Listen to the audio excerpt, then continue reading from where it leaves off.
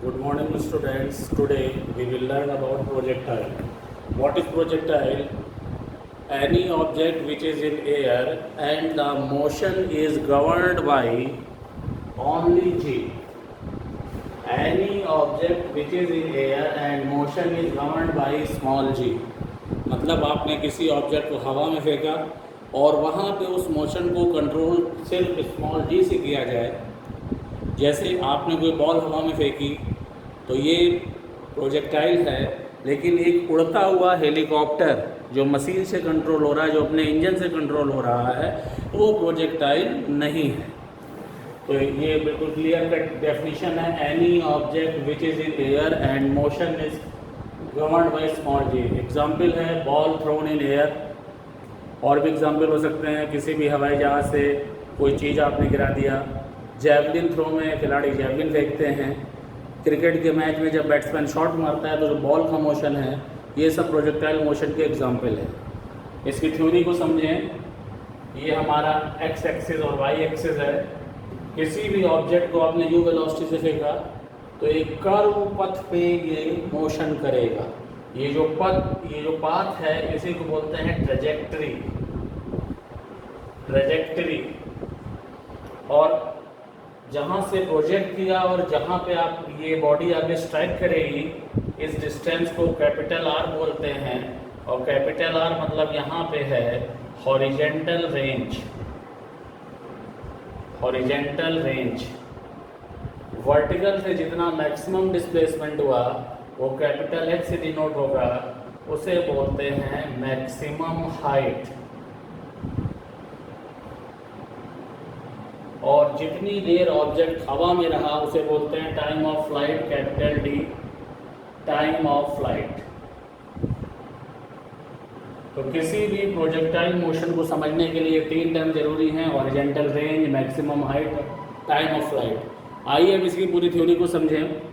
किसी भी projection point ओ से आपने ऑब्जेक्ट को यू वेलोसिटी से थ्रो किया with making an angle theta with the horizontal direction, we can resolve velocity in horizontal component and vertical component.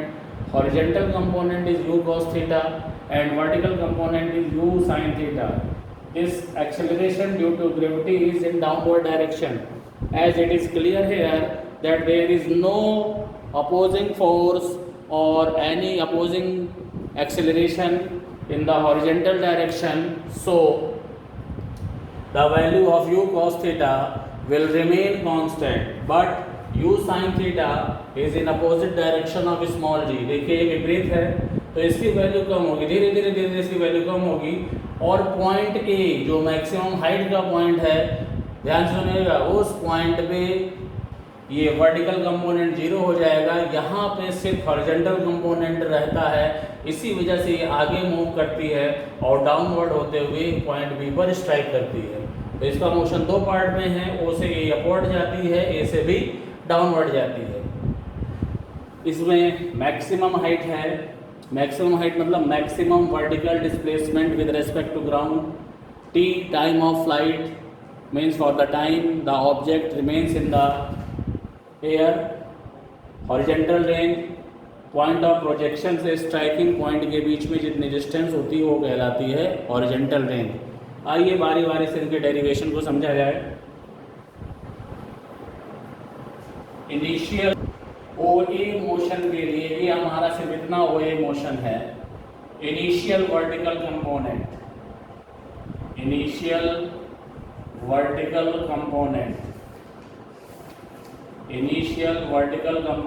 ये है u sin थीटा।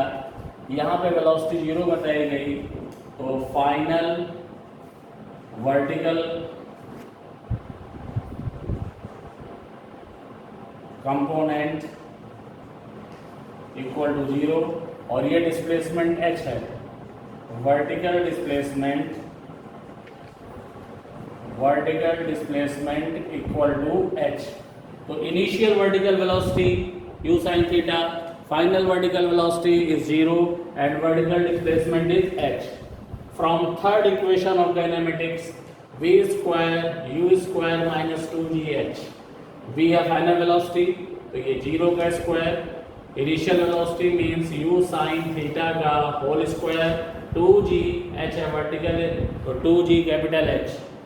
सॉल्व करिए, u square sine square theta minus 2gh, 2gh equal to u square, so h is your u square by 2g।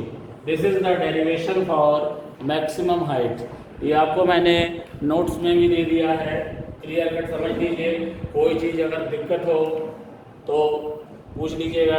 This is the derivation for maximum height. Now बेटा ये थोड़ा शांत रहो भाई।